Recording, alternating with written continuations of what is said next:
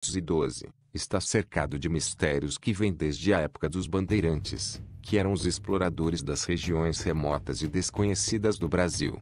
Ele descreve uma cidade perdida que foi achada no estado da Bahia.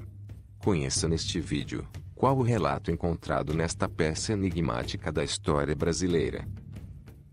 Esse manuscrito é considerado o único mapa conhecido de uma cidade perdida no centro do Brasil, e sua existência vem motivando inúmeras pesquisas ao longo dos anos. Entre os pesquisadores de renome estavam Richard Burton, que publicou a obra Highlands of Brazil em 1869, e o coronel e explorador inglês Percy Fawcett, que desapareceu durante uma de suas expedições ao interior do Brasil, em 1950, desencadeando uma febre de expedições para localizá-lo.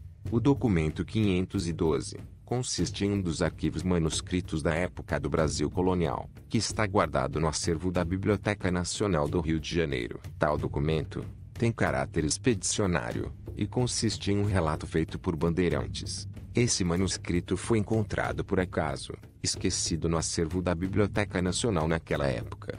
O manuscrito, muito antigo e já deteriorado pelo tempo, foi descoberto por Manuel Ferreira Lagos e posteriormente entregue ao Instituto Histórico e Geográfico Brasileiro. Foi nas mãos de um dos fundadores do Instituto que a escritura teve seu real valor reconhecido e divulgado.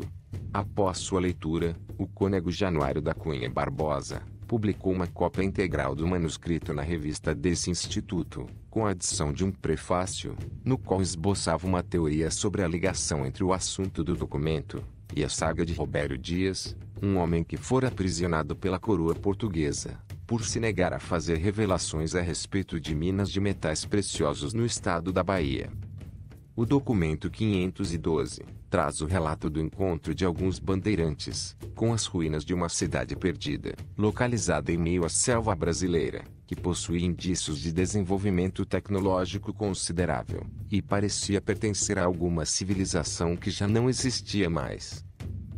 A cidade perdida. O documento narra a exploração feita por um grupo de bandeirantes, e que, após algum tempo de expedição, avistaram uma grande montanha brilhante, que atraiu a atenção de todos, e os deixou impressionados, pois o brilho era devido à presença de muitos cristais em sua composição. Tal montanha frustrou o grupo ao tentar escalá-la, e transpô-la foi possível apenas por acaso, pelo fato de um dos integrantes que acompanhava a comitiva ter ido caçar um animal, e encontrado na perseguição um caminho pavimentado em pedras que passava por dentro da montanha. Após atingir o topo da montanha de cristal, os bandeirantes avistaram uma grande cidade, que a princípio confundiram com alguma já existente na costa brasileira. Porém, ao inspecioná-la, verificaram uma lista de estranhezas entre ela e o estilo de construção normal das outras cidades brasileiras. Ela era muito diferente, além do fato de estar em alguns trechos completamente arruinada e totalmente vazia. Seus prédios, muitos deles com mais de um andar, jaziam abandonados e sem qualquer vestígio de presença humana, como móveis ou outros artefatos domésticos.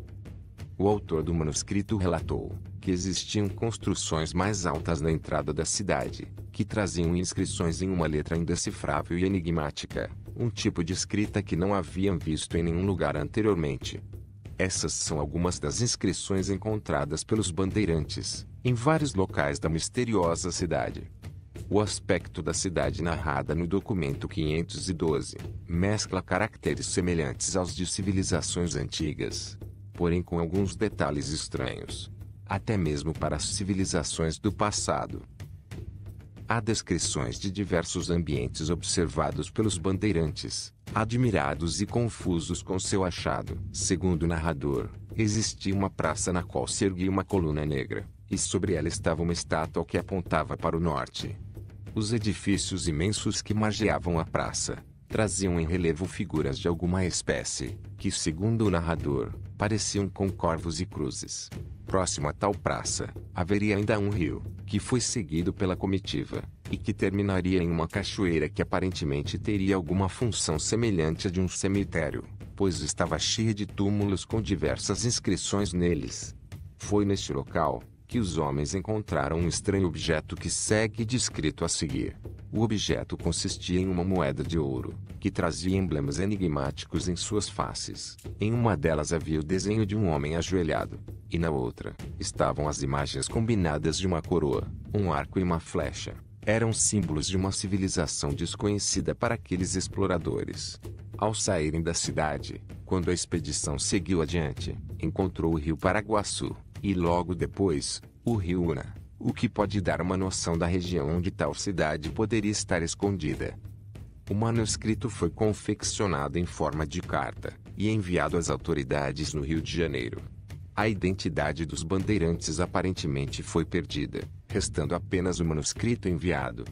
De acordo com pesquisadores, as inscrições encontradas naquela cidade são em grego ptolomaico, uma forma de egípcio demótico, havendo trechos em alfabeto de escorpião, muito usados pelos povos caldeus, nas suas escritas relacionadas a tesouros escondidos.